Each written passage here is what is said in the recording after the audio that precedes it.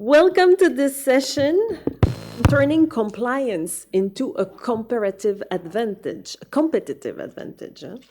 This discussion is part of a broader focus and series of events the ILO is organizing this week on business and human rights, ESG, and responsible business conduct to shape fairer and resilient supply chain in Asia and the Pacific. My name is José Laporte. I'm RBC specialist and I work for the ILO, the International Labour Organization, in headquarters in Geneva. And I will be joined today by different speakers. One online, Claire Middlemass, who is International Manager at the Australian Council of Trade Unions. Jason Pekatoke, who is Advisor at the International Organization of Employers. We will have also a video showing a voluntary self-compliance initiative taken by the Thai Frozen Food Association. And we also have the pleasure to have with us Tomoya Obokata, who is UN Special Rapporteur on Contemporary Forms of Slavery. As you know, SMEs are the backbone of the region's economies. They are making up the vast majority of enterprises in the region, and they are also employing millions of workers.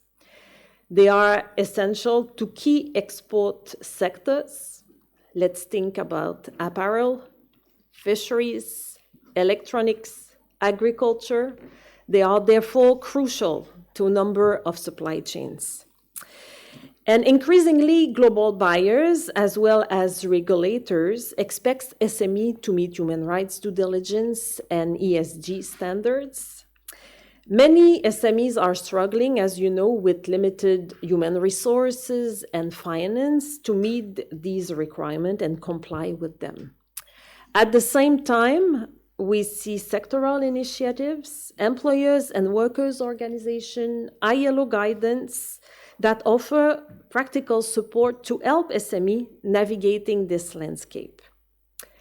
While compliance may feel like a burden, it also offers real advantages. SMEs that embrace ESG and responsible business conduct can improve their reputation, can build stronger and lasting trusted relations with their buyers, and access international markets. Compliance framework help also SMEs to reduce risk, strengthen compliance, and create conditions for long-term business sustainability. So today's session, as you have seen, will bring the contribution of workers, employers, business association, and the international community. And we will ask each of the panelists to reflect on challenge and opportunities for compliance in supply chains and how we can transform a cost into a competitive advantage. So I would like to start by giving the floor to the workers' representative. As I have mentioned to you, we have Claire Middlemass from the Australian Council of Trade Unions that is joining us online. Claire, can you hear me well? Yes, I can. Thank you. Welcome, Claire. So, Claire, we would like to hear from you from the workers' perspective. Why does it matter that company, large or small, take about human rights standards seriously? And how can stronger compliance frameworks create meaningful improvement for workers across the supply chain? Yes, thank you very much for that question, and thank you for inviting me to be on the panel today. And I'm really sorry I can't be there in person. But let me just start off by saying that companies must take labour and human rights standards seriously. The situation for workers across supply chains in our region is dire. The International Trade Union Confederation, which is the Australian Council of Trade Unions global body, publishes an annual global rights index, which consistently finds that Asia Pacific is one of the worst regions in the world for human rights. Workers in Asia Pacific are on the front lines of the global economy, producing goods and services that generate profits, yet they often face unsafe conditions, the denial of fundamental rights of freedom of association and the right to collective bargaining, exploitation, violence, and harassment. Our region also continues to be the region with some of the highest instances of modern slavery and forced labour, making up more than half of forced labour figures globally. But companies aren't rising to the task. Despite the UN guiding principles on business and human rights and the concept of human rights due diligence having been around since 2011, trade unions are seeing little positive impact on the ground. Workers are still facing serious exploitation and violation of their rights, and little of substance has changed in corporate practice since the UNGPs were introduced, with companies still not bringing their business practices into alignment and genuinely conducting human rights due diligence. The UNGPs are really pragmatic when it comes to the question of implementation by large and small businesses. The UNGPs make it clear that while policies and processes will necessarily have to vary in complexity depending on the size of the business enterprise, all companies, large and small, are required to carry out human rights due diligence. HRDD should be an ongoing, dynamic and proportionate process proportionate to the size of the business, the risk of severe human rights impacts, and the nature and context of the company operations. So the size and structure of a business should only affect the modalities of the implementation of due diligence. So although businesses should be conducting human rights due diligence, it's generally not happening in practice, as far as we can see. We think the stronger compliance frameworks are needed in order to mandate that requirement. Past experience has shown that voluntary commitments by companies alone are not sufficient to protect human rights in global supply chains.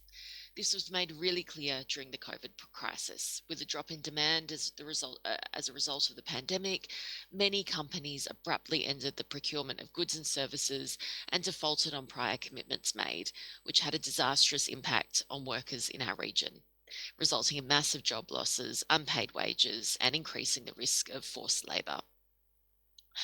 To the extent that companies are undertaking due diligence, we're still seeing businesses taking a really tick box approach, where they rely on private auditors and consultants, which also comes at a substantial cost, but where the risks of most concern to workers and unions, such as the denial of freedom of association, are not considered serious enough to be a priority. Workers and their representatives are rarely included in the human rights due diligence process of risk assessment or remediation. We've seen from our own experience here in Australia with our Modern Slavery Act that stronger compliance frameworks are needed. The Modern Slavery Act 2018 establishes a national framework for large businesses in Australia to report on the contemporary risks of slavery in their operations and supply chains. It requires businesses with a consolidated revenue of over $100 million to report annually on their steps taken to identify and address risks of modern slavery in their operations and supply chains. But an independent review in 2023 found that there was no clear evidence the Act had caused meaningful change for people living in conditions of modern slavery. It contained a number of recommendations, including the introduction of an obligation for a due diligence system, which the government is currently consulting on. Unions in Australia have said that we will judge the success of the Modern Slavery Act by whether it's improving the lives of workers in company operations and supply chains by preventing modern slavery and offering redress for workers. So far, we think it's largely failed in this regard. The experience has shown that, really reporting alone is not enough to change company behaviour. And that the Modern Slavery Act must be reformed to include a requirement for companies to take action. And we think that is best achieved through the introduction of a mandatory due diligence requirement. We think that this is the key to moving companies from reporting to actually taking concrete action. But it's also essential that we empower workers and trade unions throughout operations and supply chains to participate in the due diligence process. Trade unions, as the representative workers in corporate operations and supply chains, are important actors in ensuring respect for human rights and labour rights. In line with the requirements of the UNGPs, meaningful stakeholder engagement, especially with affected individuals and groups, supports the identification, assessment, and remediation of modern slavery risks and incidents, and tracking of the effectiveness of actions taken. So we need strong laws to mandate this human rights due diligence. But in order to avoid that tick box approach and ensure that there's really effective action on the ground, we need to ensure the participation of trade unions in operations and supply chains in the due diligence process. No due diligence process can claim to be credible without the full involvement of workers and trade unions. Unions can assist in the risk assessment process. So unions have an important role to play in labour inspection, and it will be a much more effective way of identifying risks than point-in-time audits. We know that those audits often fail to identify risks, and the auditors don't have the trust of workers or a continued presence in the workplace to really effectively identify risks. And for business to conduct proper human rights due diligence, they need to ensure the protection and promotion of freedom of association and the right to collective bargaining in operations and supply chains. These are the fundamental labour rights and what the ILO call enabling rights, meaning they enable the prevention of other harms, given the improvements that to workers' rights that can result from independent union representation. The biggest factor that can contribute to ending labour exploitation and human rights and ensuring human rights and labour rights standards are upheld is to recognise workers' rights to freedom of association and the right to organise and collective bargaining. So that's really my key message today. To create meaningful change for workers in supply chains, we need stronger compliance frameworks that require companies to take action. Mandating due diligence will mean that companies are required to take action to address risks to human rights, but there can't be credible due diligence without the involvement of trade unions. So all companies, large and small, should be engaging with trade unions in their operations and supply chains to ensure an ongoing dialogue to conduct due diligence to address labour rights and broader human rights risks. I'll leave it there. Thanks. Thank you very much, Clara. You have touched upon at least two of the fundamental principles and rights at work, highlighting the importance of freedom of association as an enabling right, and as well as the importance of involving the unions to make sure that human rights due diligence and risk assessment do not become tick-the-box exercise. So very important to acknowledge that the continued presence, as you said, of the unions in the workplace, creating this enabling dialogue and ongoing exercise to make sure that risk assessment are done on a continuous basis. Let me now turn maybe to the employer's perspective and to Jason from the International Organization of Employers. Jason, the employers' organization in the Asia and Pacific are quite active into helping SMEs to meet buyers' demands. We would like you this morning to share with us examples and strategies that are put in place to make sure that compliance is becoming a pathway to competitivity and access to markets for SMEs. Thank you, José. Greetings, colleagues. I also see Victoria. Good to see you.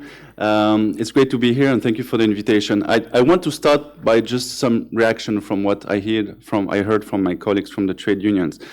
This session is really about SMEs, and one thing that we know about SMEs is the fact that they don't have the sufficient level of number of employees to have trade unions. So that's the starting point, right? So for them, engaging with the trade unions is actually not on the map, because what they need to do is actually engage with their own employees, so directly with the worker. And where I agree with her is the fact that for SMEs, it's difficult. It's difficult. The compliance is difficult. But let me just be very clear. Turning compliance into an advantage for SMEs, I mean, they have to comply with national law anyway, right? So it's not about whether compliance is a nice to have or not, it's a must have. If they want to be in business, if they want to retain their license to operate, they need to comply with the law, and the UN guiding principles are clear. The first responsibility of a company is comply with the national law, domestic law. If there is a discrepancy between domestic law with international standards, they obviously have to take the highest standard. And that has been clear for many SMEs. Yesterday, IOE organized a workshop with 50 Thai SMEs, members of our federation in Thailand, ECOT. And the first question we asked to them is, do you know the UN Guiding Principles? And guess how many hands were raised? Only one. Only one. So my starting point in this room and my plea to all of you is that we need to go out of this bubble, UN bubble, Geneva bubble, or whatever bubble you are in, and we need to look at the reality out there. The reality is that SMEs have no clue about what we are talking about today. And that's the starting point, right? And that's what IO is doing with our federations to try to, push the agenda forward. There is no way we can have meaningful engagement and advancement in this agenda on responsible business conduct, business human rights, if we do not build the awareness of small and medium-sized enterprises. Because as you said, Jose, they are the backbone of the economy. So we need to actually start addressing this if we want to have an impact. I heard also from my colleague from ITUC, global supply chains. We all like to talk about global supply chain, but let me say one thing. Most of the economic activities worldwide is not linked to global supply chains. It does not cross any border. It's purely domestic, right? 85%, according to the WTO, is purely domestic. So again, if you want to have a meaningful impact, we need to start looking deep down in the lowest tier of supply chains on the ground at local level to have an impact. Then, in terms of additional barriers, purely technical, purely operational for SMEs, and then I will go to good examples and some opportunities because it's not all about challenges. What we heard yesterday from around 50 SMEs from Thailand was the compliance cost. And the compliance cost is already for domestic law, local law, right? So imagine if you add on international standards, if you add on human rights due diligence requests from buyers that are subject and in scope of certain regulations. So the compliance cost gets, increasing. What we told them, and I was with Brent, our former IOE Secretary General, that is just here yesterday, we told them that it's good that you think like this, it's very expensive, but you still need to do it because in the long run, you might prevent risks. You might prevent higher costs if you don't handle the problem properly right now. To be honest, we had one reaction from one SME, a family-owned SME with 3-4 employees. I'm not sure he bought the argument because for that type of company, I mean, let's be very honest, having a policy commitment in place, starting, to have a focal point within the company that handles human rights, making sure that everything is in line with international standards, everything costs a lot. That's money, right? That's money. And for a SME, every penny matters, right? You need to stay in business, you need to face competition, and you need to grow. So what I told him and what I told the audience yesterday was, well, actually take easy steps to reduce the entry cost for SMEs to implement human rights due diligence. And there are 3 main steps to do so. The first one is use what you already have, right? Many of those SMEs, not the micro ones, what I call micro is 1-5, employees, but the ones that are at least 20 or plus employees, they normally have at least someone that is responsible for human resources, right? They might outsource sometimes, they might do it themselves as business owner, but most of the time those SMEs have a person.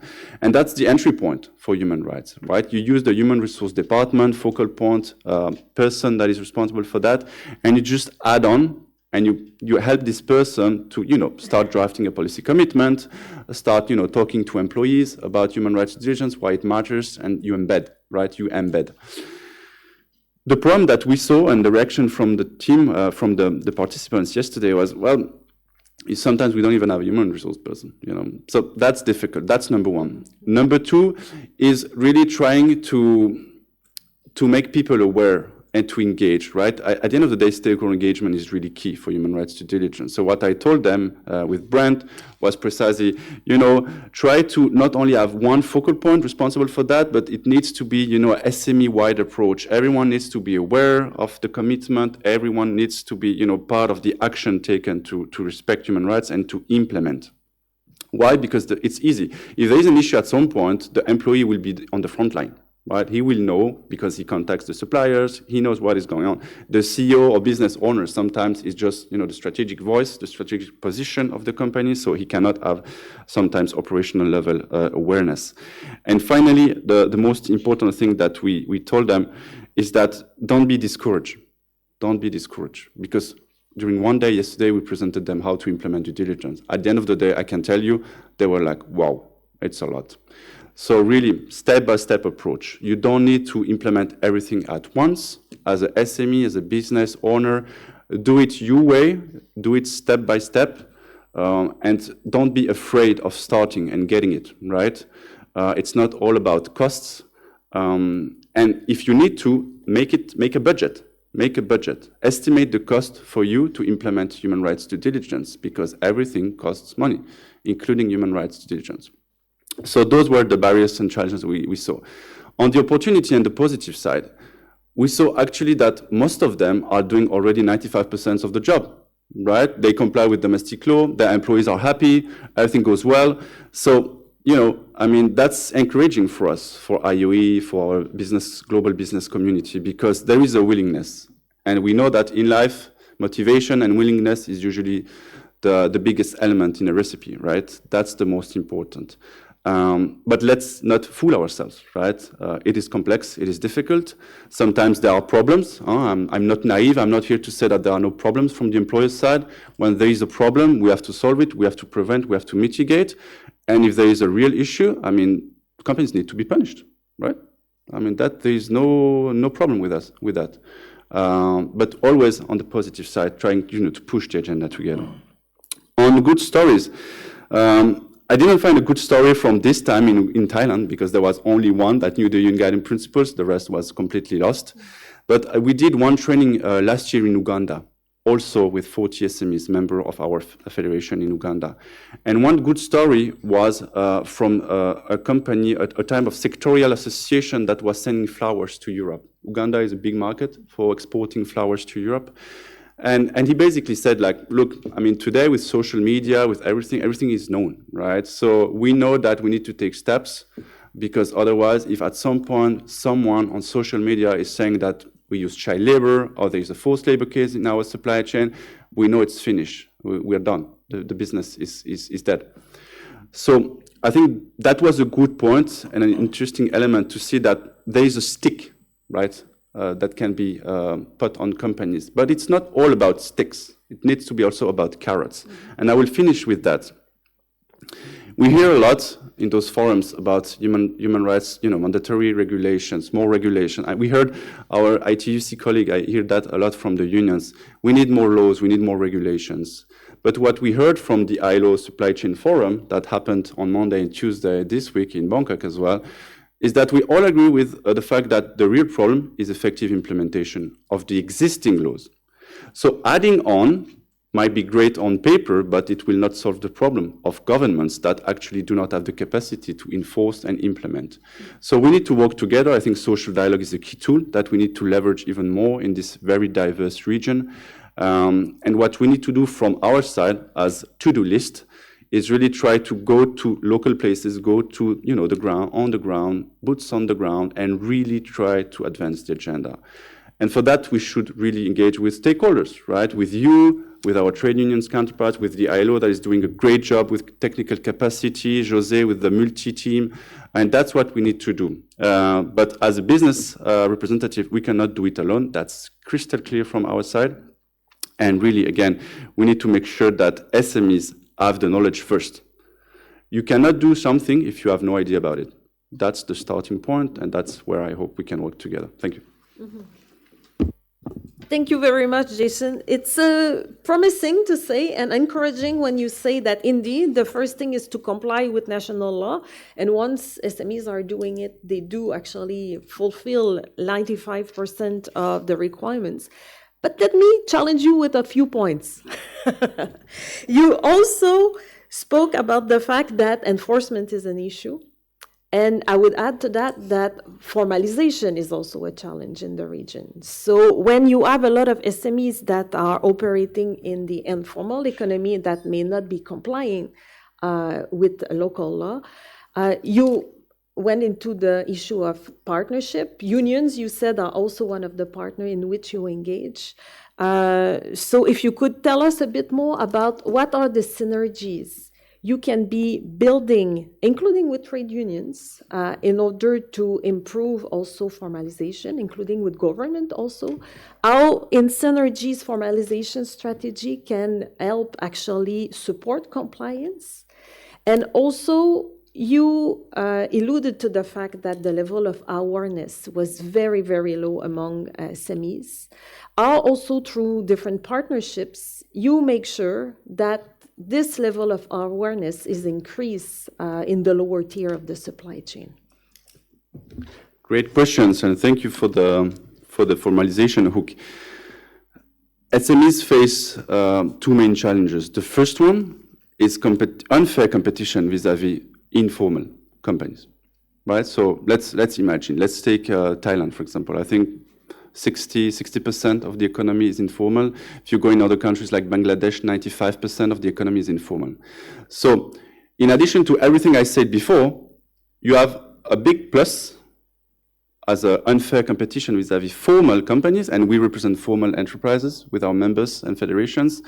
You need to face competition from informal economies, informal businesses.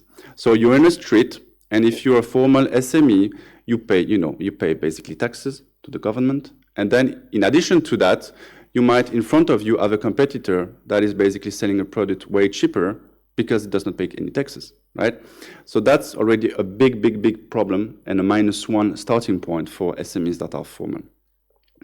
Then regarding your question, partnership with unions, of course, I think what many of our federations have done over the globe is that we need to find ways to incorporate informal enterprises, to formalize them and to make them members of our federations.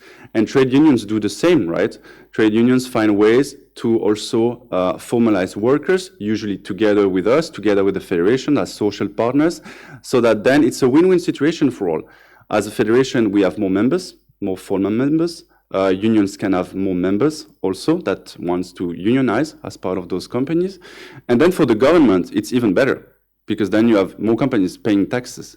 That's a fundamental problem, right? If you link it to social protection schemes, that is one of the main problems in this region and other regions in emerging markets, is that we want to provide sustainable social protection. We want to cover every worker, right? And as an employers group, we always said, look, we're fine for universal social protection, but who is paying for it?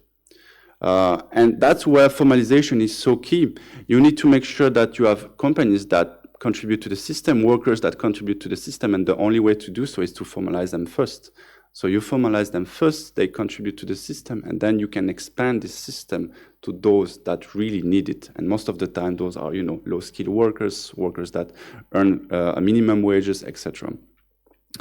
Then regarding the synergies that we can create, I think the multi-stakeholder approach in this agenda is essential.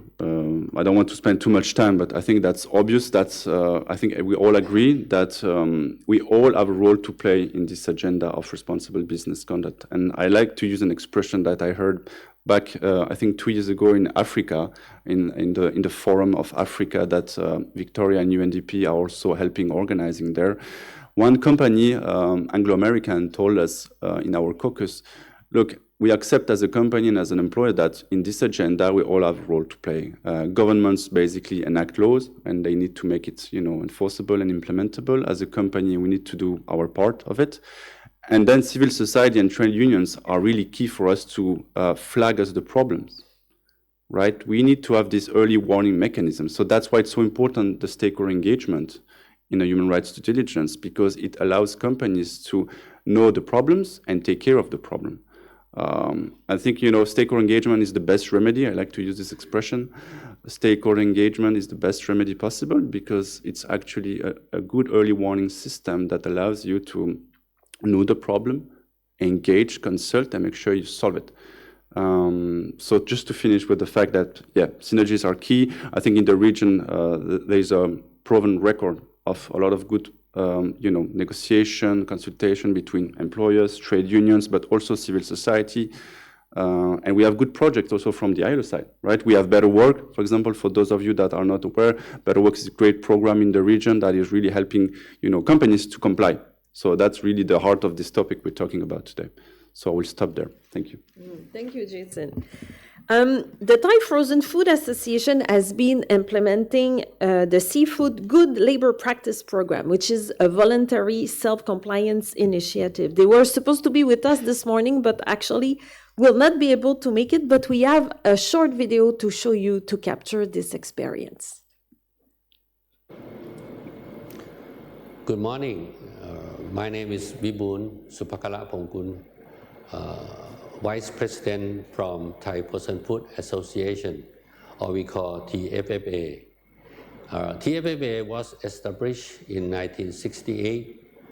It's 57 years ago.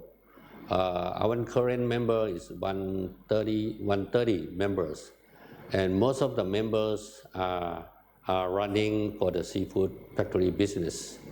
And for the employment, there's around 80,000 workers get involved in this seafood business, and 70% of them is migrant worker. In Thailand, they also have another association we call Thai Tuna Association. This association is mainly produce the tuna can or pouch, and they also had a lot of migrant workers get involved. There are around 70,000 workers get involved. So totally, I can say for the seafood business in Thailand, is around 100,000 migrant workers get involved. So thank you. GLP program is designing with the improvement of the employment and the worker condition to make it like a labor standard. So anyhow, this program is cooperation with the Labor of Department, with the Thai Frozen Food Association and Thai Tuna Association, and especially cooperation with the ILO. And this program we have to set up for a long time ago. Anyhow, in the beginning, when we go to visit the factory, most of the factory in Thailand is SME, and we found out there's a lot of SME that still doesn't understand what GLP it is. Actually, for the seafood business, we have special program called SGLP. That means Seafood Good Labor Practice Program. This program, like I said, is very concerned the living condition of the labor. So when we when we try to explain to the owner of the SME, sometimes they might not understand, because to implement this program, sometimes they have to use the more manpower, and also they have used the more time, take time, and even they have invest for the more facility. So when we explain this program to the owner, and some of them, they say this is none of their business, because they have basic program already, like a HACCP or GMP. But anyhow, not any program is more concerned about the human rights. This is the exactly program concerned the human rights, and we try to teach and give them the advice for them. But after we visit many times and some factories follow our suggestion, we saw a lot of change in the factory. Say like a sample, before that they don't have any community welfare.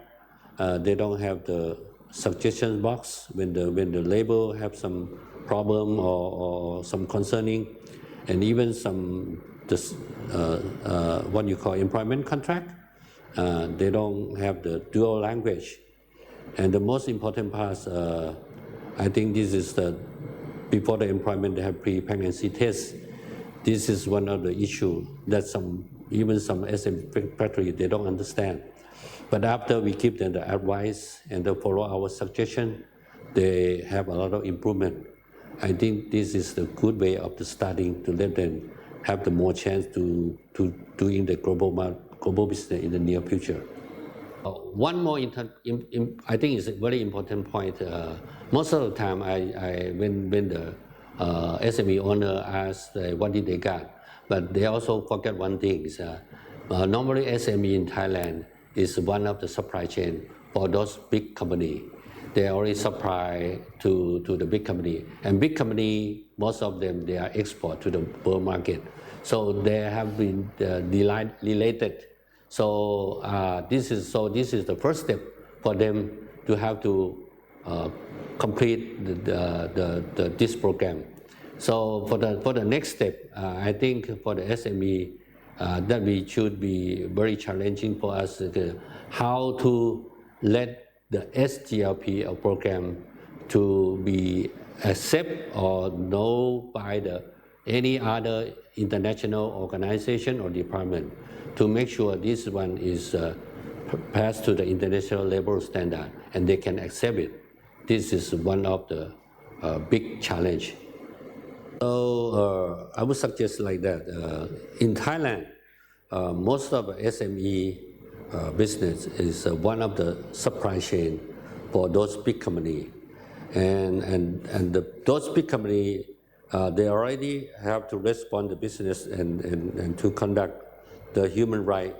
So if the SME don't follow this labor standard, they might lose the opportunity for the chance to get the business in the near future. So I would say we try to help them to get the business done. Thank you. So again, issue of awareness that was very low. Huh? So still a lot of work to be done to make sure that business and human rights become the business of small business, because they were reacting saying that this is not their business actually. But hopefully a lot of larger enterprises are using their leverage to engage with supplier on that. And I think this was highlighting also the importance of using this leverage in supply chain. So we're now going to deep dive in one of the fundamental principles and rights at work of the ILO. There are 5 of them. We already mentioned freedom of association, collective bargaining. There's no discrimination in employment. There's the safe and healthy working environment, the elimination of child labor. And since we have the pleasure of having with us the UN Special Rapporteur on contemporary form of slavery, we're now going to speak about the abolition of forced labor, which was already touched upon in Claire's presentation. So, Professor, from your global mandate, where do you see the highest risk of forced labor? And we would like to, in Asian supply chains, and we would like to hear you also about the role of SMEs and regional cooperation in order to prevent and address these abuses. Sure. Well, thank you very much. And first, I'd like to thank the ILO and the organizers for inviting me to this important panel, and I want to thank all the audience for listening and so on. This is obviously a very important issue. Those of you who do not know, I am at the UN Special Rapporteur on Contemporary Forms of Slavery. I'm an independent expert appointed by the UN Human Rights Council in Geneva. So I act on my own personal capacity. I do not represent UN. I do not represent CSOs. I do not represent employers. So I conduct my basic work is fact-finding, and I do that on an independent basis and report annually to the Human Rights Council. I just came back from Geneva, actually. Last week, I was presenting my last report on the worst forms of child labor, which is also a big issue in this particular region. So that's that. Then I look forward to having a further conversation. But just to answer your questions, the highest risks are at the very lowest end of supply chains, of course, particularly in the production stages of various goods and products, whether it is in agriculture, garment manufacturing, fishery, and other relevant sectors. And of course, these are populated by SMEs, small medium enterprises, particularly in Asia and others such as Africa, Latin America, and so on. And as has already been highlighted, many of these operate in an informal economy where the labor and social protection are very weak. And we also need to remember that many workers at the bottom of supply chains are often in a disadvantaged position economically, socially, and culturally, who include, for example, women, indigenous peoples, those belonging to minority groups, migrant workers, and workers with disabilities. So one of the fundamental principles you just said is non-discrimination, but there's already a discrimination in that way because perhaps they may be regarded as a kind of cheap source of labor. So we need to change that mindset and mentality, and everyone should be treated with dignity and equality. And tackling that discrimination is of critical importance by the governments, first and foremost. And as highlighted by Claire, the first speaker, I mean, UNGPs apply to all businesses, including SMEs, and I do believe that they should do their part in promoting due diligence and protecting the rights of workers. And as Jason said, many are already doing, and the previous speaker also said they are taking initiatives, and I commend those SMEs who are already doing this. I know that how difficult it is, and as highlighted, cost isn't certainly an issue, but despite the fact, despite this cost and difficulties, they are doing it. But from my point of view, then, if they protect the rights of workers, the productivity is more likely to go up. Workers are happy; they'll will be very happy to work for the companies, and that enhances productivity in the end. And that means they can also protect their reputation, brand names, and so on. So it is only by protecting the rights of workers they can start profiting more. That's and obviously the picture is not as simple as that, but I do believe that they're directly interlinked: productivity and protection of the rights of workers.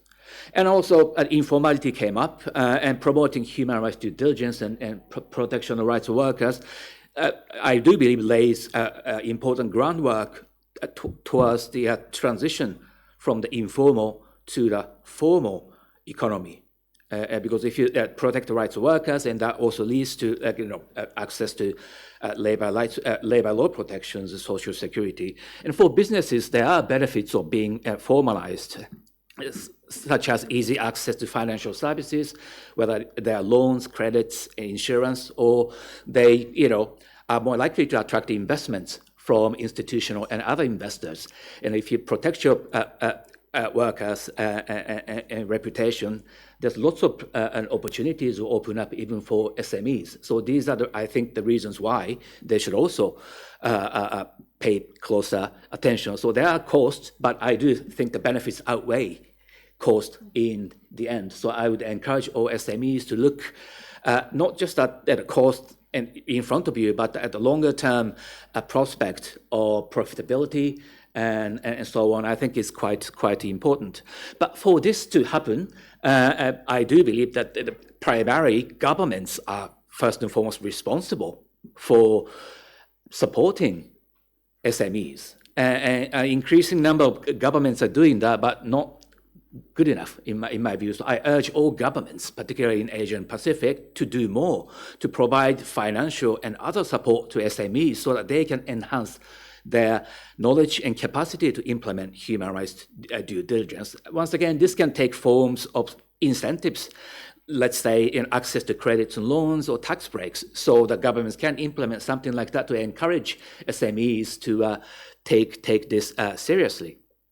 And also, I've been also speaking to some SMEs and other businesses. They are also saying that the clearer sector-specific guidance would also be beneficial in implementing due diligence and other protection measures. And I would also argue that the large businesses should play their part in supporting SMEs. And as you highlighted already, many are doing that, engaging with SMEs. And I think that's an example of good practice. And I do encourage all large businesses benefiting from all of these, partners should do the same.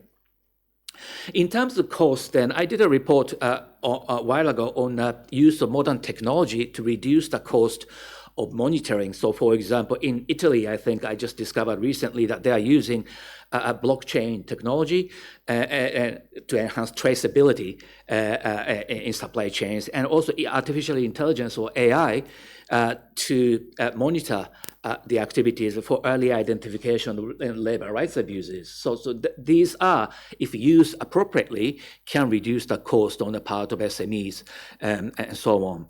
And moving to the next question of regional cooperation, and yes, and I am seeing examples of good practice in Asia Pacific. At the, for example, the governmental level, technical cooperation are promoted in the area of identification of labor rights violations, like strengthening labor inspections. So in this regard, ASEAN has a labor inspection committee. I think that's an example of good practice that I haven't seen in other regions where they share good practice in labor inspection is a key, particularly in the remote and rural area where SMEs are likely to operate. And so I think they're also doing something like that along with technical support, with the assistance from ILO and other international partners. And I certainly would like to commend ASEAN and other regional bodies for doing something like that, as well as ILO and other IOM and other important partner. But I think that the key point of the regional cooperation is sharing good practices. You learn from each other, and I think that's often the best way to promote the same level of good practices and across the region. And as Jason highlighted, I would also agree that the multi-stakeholder approach is absolutely critical. Whether they are trade unions, employers' organizations, they are actually willing to help each other.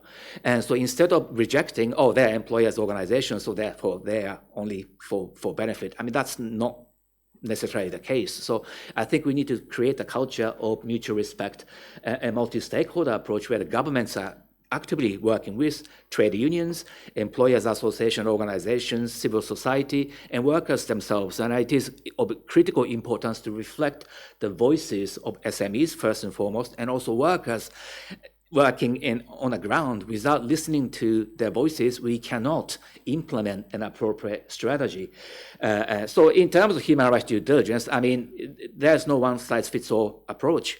I think we need to be realistic. SMEs are not able to implement mandatory human rights due diligence with the threat of punishment. So let's adapt a gradual approach, perhaps enhancing the reporting aspects to begin with, and then gradually moving towards mandatory due diligence. Again, UNGPs would mention like smart mix of measures, so whether it is legal measures or non-legal measures. And I think it is important for us to speak to SMEs in that regard and saying what are difficulties and how can we overcome those difficulties to promote human rights due diligence. And finally,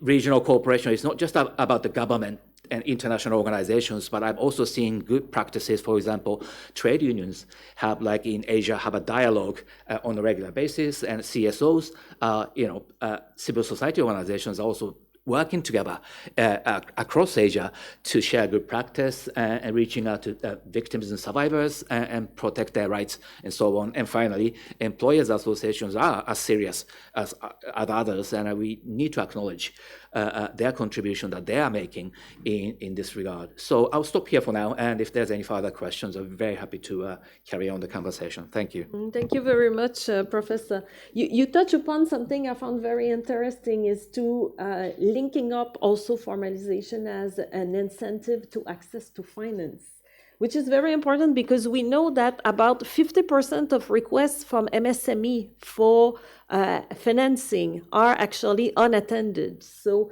linking up this to compliance and formalization is very interesting. Also, going back to something we touched upon earlier, we look at compliance from SMEs, but it's also interesting to look at it, as I said earlier, from larger enterprises and RBC approaches from these companies, and how these larger companies could also incentivize formalization and stimulate SMEs development through their RBC programs as well. I think we should take benefit from the presence of all these panelists. Claire is still with us online. We have Jason and Professor Obokata with us. So I would like to turn to you and see whether you have questions, reflection, or any examples of what you know works working with SMEs, and examples of how maybe some of them have turned this challenge into an opportunity for competitivity. Anybody? Yes, please. Cassandra Burke from Anti-Slavery Australia. My question relates to enterprises in the informal economy. So as Tomoya mentioned, workers in the informal economy are at greatest risk of abuse and exploitation, including forced labour. There was mention of incentives through linking formalisation to finance. But my question would be, if these enterprises aren't contributing through tax, what other incentives would there be to engage these enterprises and incorporate them into the formal economy that would encourage this shift? Thank you very much. I see another hand at the front. Yes, please. I think what was mentioned and many of the problems, sorry, my name is Alex Kaufman, and I was a social compliance auditor and managed a company regionally for 15 years on these issues. And what was mentioned in my opinion is really labor rights, not human rights. And I think it's a great challenge to bring about or to discuss a largely theoretical subject like human rights with SMEs when they're not even complying, with national laws that were mentioned. And I think the focus should be on compliance to national laws as a first priority, and then moving to human rights issues.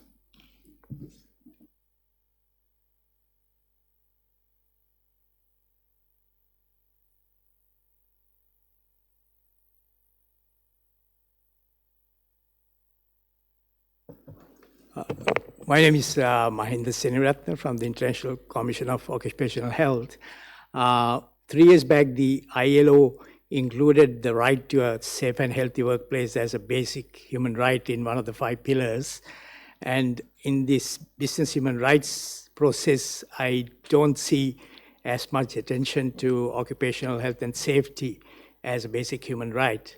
As you know, all countries have work health and safety legislation, and I want to get the thoughts of both the employers and the unions on how health and safety legislation can be an entry point for the business and human rights. And just with the Australian ACTU member there, the Australian work health and safety model legislation reforms have shown how you can include beyond employees, even the informal workers under the health and safety legislation.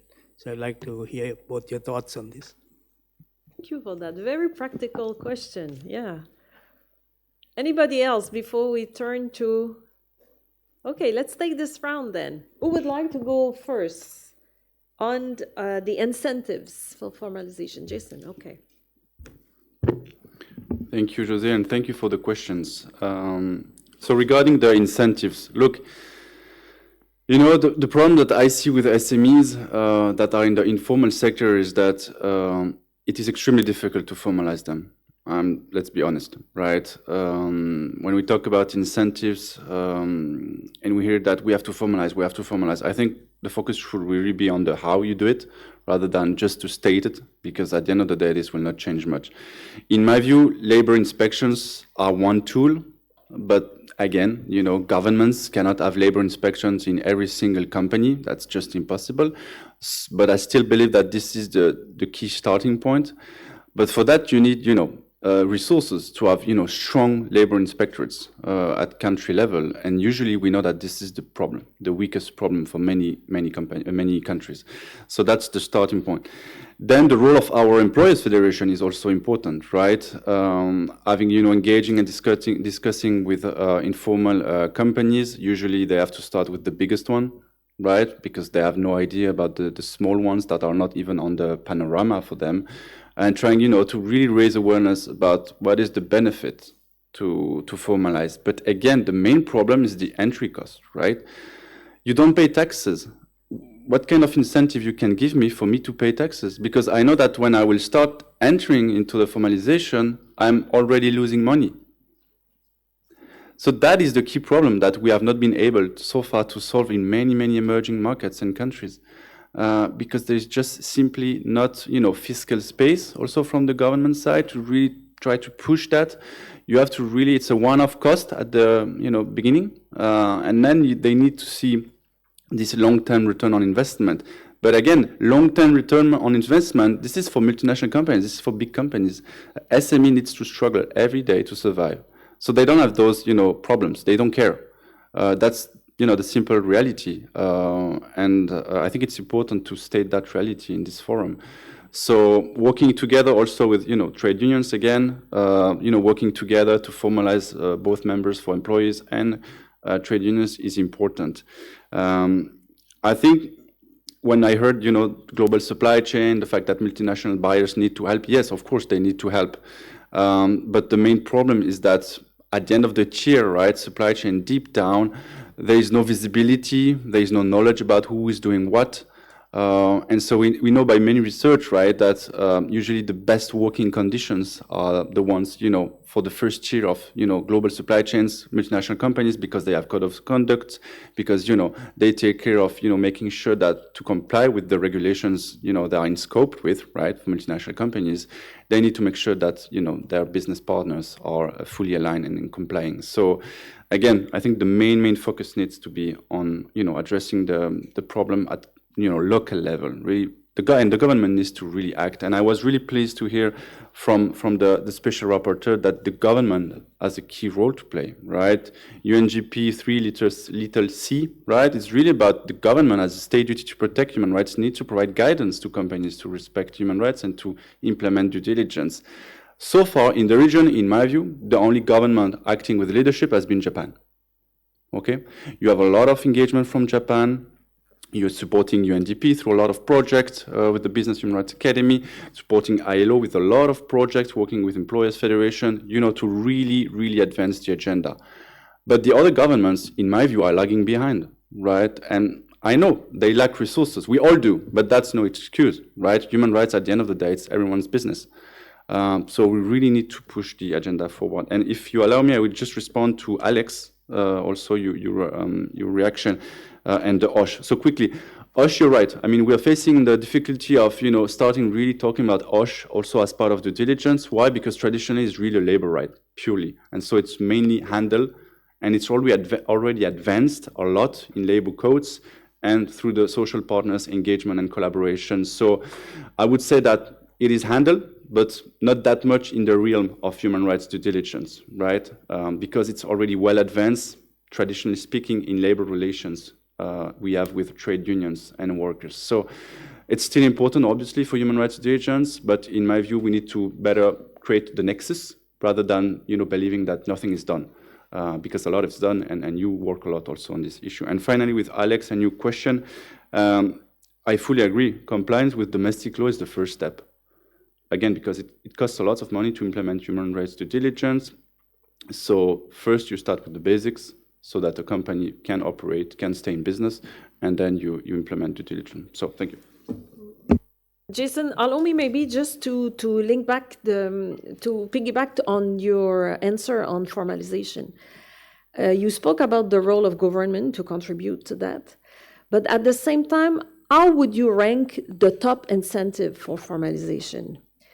Because indeed, for business to grow seems to be among the top incentive. Integrating a supply chain of a bigger enterprises and accessing market opportunities is a big incentive for formalization. as well as access to finance. So don't you believe that the private sector has also a role to play into contributing to formalization processes? Yeah, no, of course. I mean, we have I would say together with governments, we need to have the leading role, right, to formalize. But I disagree with the fact that access to global markets is one of the major incentives. That's wrong. That's simply wrong. Why? Because most SMEs are not exporting. Yesterday, we had only one SME company in the room that was exporting.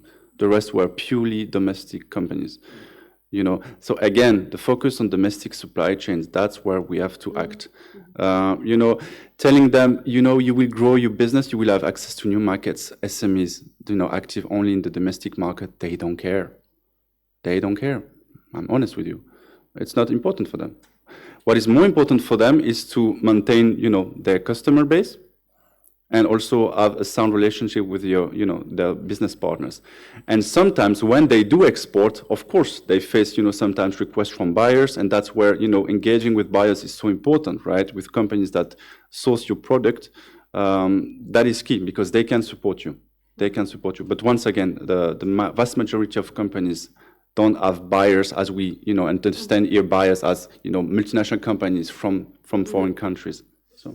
My question was markets, not global markets. But I think Markets, you touched okay. upon a very interesting point that we don't have the same leverage when we deal with the domestic market than when we deal with international buyers. But that's another issue. Let me turn to Claire, who is patiently waiting online. Claire, do you have any reflections you would like to share with us in relation to the questions that have been asked? Yes, thank you. And thanks for this really interesting discussion. I'll just address the question from the colleague from the International Commission on Occupational Health and Safety. I think that's exactly right. We in Australia, unions see the Modern Slavery Act as too narrow. So we actually think that, really if businesses are doing their due diligence, they should be looking at risks of modern slavery and with reference to the ILO indicators of forced labour, which does look at other forms of exploitation, including physical and sexual violence, which of course is related to a safe and healthy workplace. But I think we've got to look at there's this spectrum of exploitation. And so I think, yes, it's really important to kind of look at those indicators of exploitation in terms of then companies looking at their risk of modern slavery, which is really at that extreme end.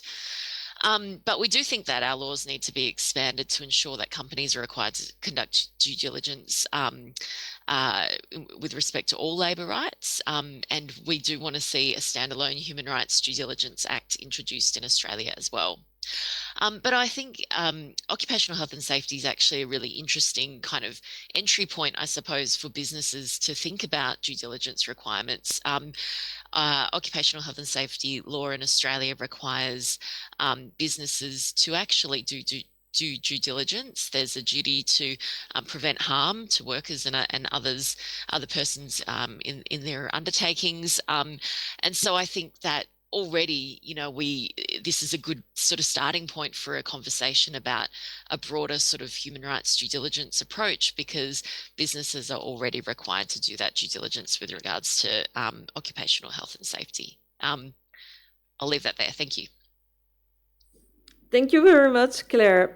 Professor Obokata, I would like to turn to you. I think you wanted to react on this issue of domestic versus international markets. I mean, not that, but I just to say on informality, I did write. I published a report in 2022 on contemporary forms of slavery in the informal economy, and how if you can just read that report, and I also provide some examples of good practice and how to formalize. So I'll just give you some example. In Seychelles, for example, they provide incentives such as subsidization of fuels and animal feeds in agriculture, as well as lower taxes in sectors such as fishery and so on, in order to boost the registration of businesses. I think that's important. Many of these businesses are not even registered officially.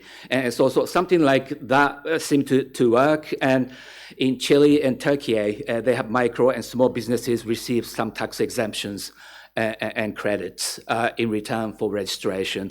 And collection of taxes, obviously, that they don't want to pay, but there's some system, for example, in Argentina, Colombia, and Uruguay, they have implemented so-called a simplified tax system. So instead of charging income tax, value-added tax, social security, blah, blah, blah, they combine everything in the simplified system, making it easy for employers to understand it and lower it. And so that seemed to have worked actually in that region to formalize some of these companies, and also like lowering taxes for electricity and utility costs implemented in other regions. I mean, that's fantastic. I mean, if they need electricity and fuels to produce many of these things, why not subsidize them? And these things are actually happening in various parts of the world. And I do believe that Asian, countries and governments should consider these and other kind of,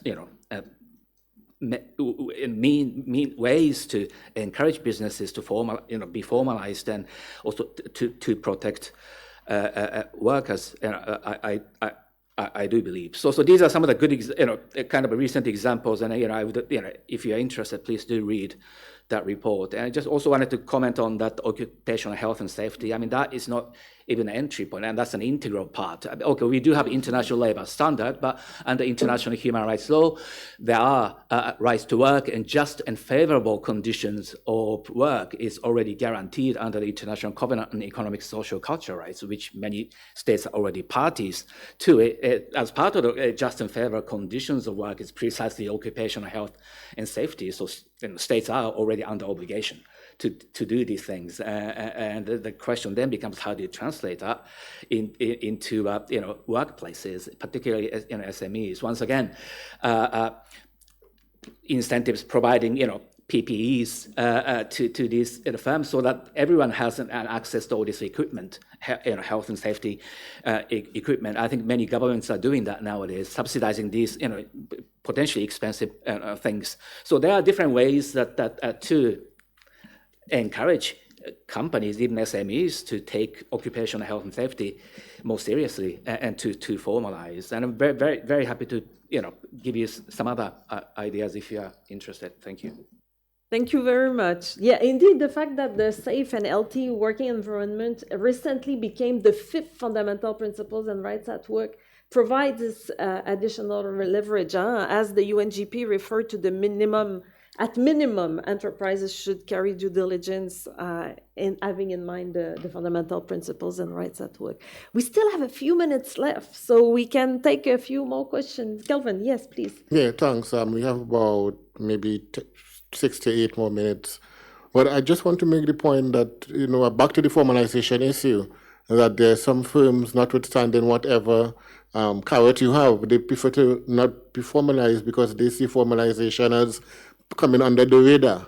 And of course, once you become under the government radar, then of course the question of having to pay taxes and all of these kind of issues come to the forefront. So I mean, we talk about in the ILO transition to formalization. It's not going to happen overnight, but it's a process that will take some time, and we wouldn't get everyone to want to formalize. But I still do agree with you that I think subsidized loans, government guaranteed loans, I think I agree with you in terms of reduced taxes, maybe simplified registration processes and awareness campaigns are some of the things you can do to assist with formalization. Yes, please. Hi there, this is Shazil Malik from National Commission for Human Rights in Pakistan. I'm just going to take you back to the starting point to paint a little bit of the landscape. In Pakistan, majority of the SMEs are informal. There is poor implementation of the laws, and they are family-owned. So where we are struggling is to even get the conversation started, to get them in the room, or get a seat in the room, or get in their room. And I'm just wondering that in the spirit of shared knowledge, that if you've experienced something like this, what would be the best approach to sort of kickstart at least a conversation and then get them to buy in? Thank you.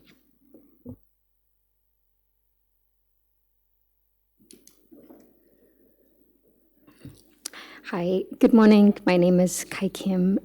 Just observing and listening into the conversations that we've had today, something that just clicks to mind is that, we live in this modern era where we have social media and we have a lot of youth that are involved in like creating content.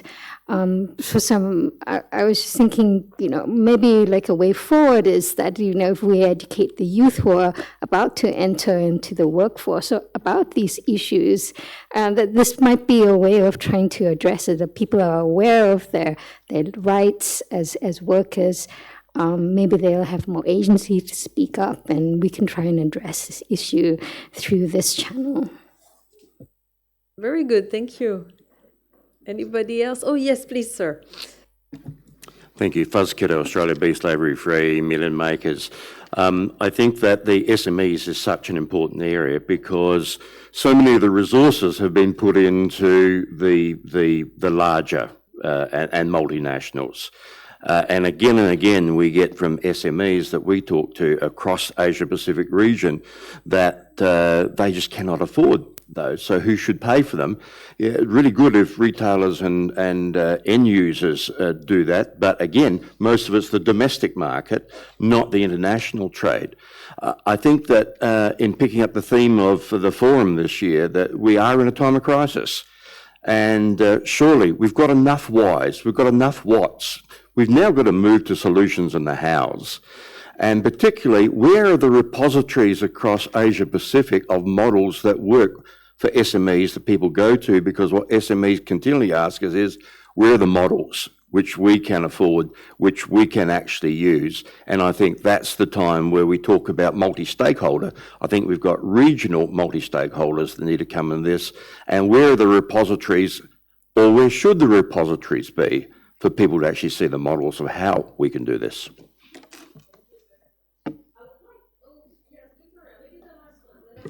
Yeah, thank you. A very interesting discussion, and thanks, Jason, for the shout. I'm Victoria from UNDP in Africa, and I just wanted to draw some interesting comparisons on the reality where more and more the regions are becoming more integrated, more and more the connections between the global supply chains, especially between the global south, is getting even more evident. And indeed, there are good examples happening in Africa, especially with SMEs that are youth-led.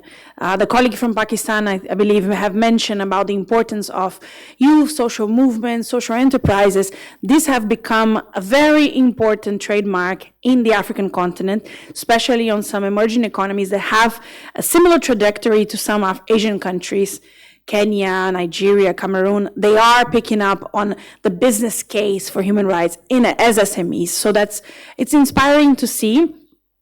But also an additional parallel that I would like to make is that many Asian countries and Asian economies are supplying from the African continent, and the responsibility is also double-sided. So for that, at 11:30 in conference room 4, we're going to have a discussion about the connections between the Asian and the African markets. Everyone is invited to come at 11:30. I just wanted to do a bit of publicity here for my session. Thank you. Thank you, Victoria. And I will add to the list of what you said, what is also promising is also the sensitivities to responsible business conduct, to women-led enterprises also that are also very active in Africa and in other continents. Last words from our panelists. Maybe starting with you, Professor, answering these questions, and maybe one takeaway from the session from you? Oh, thank you very much. I do believe that all companies do have a role to play, including SMEs. But I think multi-stakeholder approach, where different actors working together, seems to be such an important thing to promote. And more than anything, governments need to do more in the region to support SMEs so that they can. I think that's still need to be. This is the government's responsibility, really. So I would urge all governments to.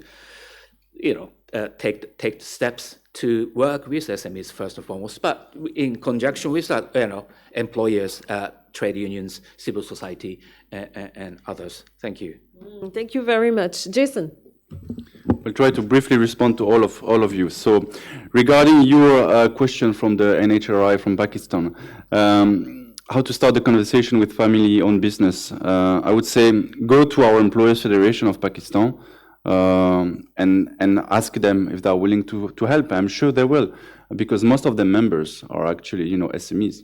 So I'm sure that they see, connections and potential for you to engage, because we want our, members and the company and the members of our federations, who are the local companies, to get a sense and, to have synergies with you. On the educational piece of youth, right, I think this is key, and I hope that in the future, governments in schools will have, classes on human rights, why this is really important for everyone. I think that's the starting point. We need to educate from the very early age, for the next generation to keep up and to continue the effort. So fully agree with that. On the how, I think you're right. It's all about the how. Even if the UN Guiding Principles were only, adopted 12 years ago, it's still all about the how. So since you, Vittoria, launched the promotional part of this panel, I will continue. We have at IOE, we are finalizing a practical guidance for companies, especially SMEs, on how to implement human rights due diligence, because we see a gap currently, and it needs to be from business to business, because, to be frank, I mean, a lot of guidance out there is high level, sometimes, using acronyms and things that a business owner for SME, he has no clue. He will not read it. So we will try to bring that back to earth as a guidance from the IOE side. So hopefully it will be useful. And we will also have a guidance with the ILO on, for employers on eradicating forced labor, which is an important topic we talk about today, with, checklists, practical guidance, things that suppliers can easily use. It's a go-to, you use it and it's easy. And at the end of the day, just one final comment on my side. From the employer side, from the business community, this constructive approach that the special rapporteur talked about is so key, right?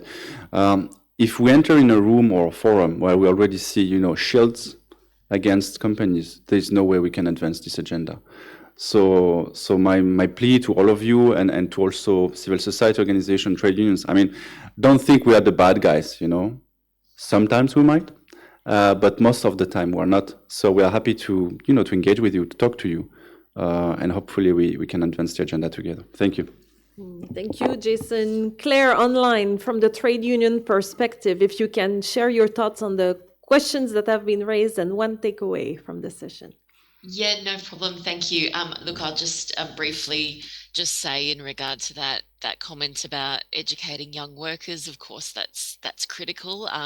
Unions in our region are doing this through their youth committees and various other initiatives, and we've got a few initiatives here in Australia around educating young workers on their rights as well. And I think this is just critical to empowering workers and combating exploitation. And look, just to say the takeaway, I think it's been a really constructive discussion, and I think the the willingness for all stakeholders to work together around ensuring respect for human rights and labour rights is important. And I think that's just, as I said, that kind of genuine engagement and consultation is really critical if we're going to get anywhere with this. Thank you. Thank you very much, Claire. So we have seen awareness is low, compliance challenges are real, but there's real advantages to be involved for businesses in these initiatives for increased compliance, access to markets, incentives such as access to finance, for instance, but also competitiveness from these enterprises' perspective. But in order to achieve that multi-stakeholders approach involving employers' organization, trade unions, organizations like yours, like the ILO, all to work together to make sure that the SMEs embrace RBC and translate indeed human rights due diligence into practice. I would like to close by using the words used by the ILO Director General at the occasion of MSME Day. This is in June 2005. He said, SMEs are crucial to social justice. Their competitiveness and sustainability come hand in hand with decent work and respect for fundamental principles and rights at work. So indeed, they are very important players in order to achieve social justice. So thank you very much for your presence today and for the very constructive exchanges.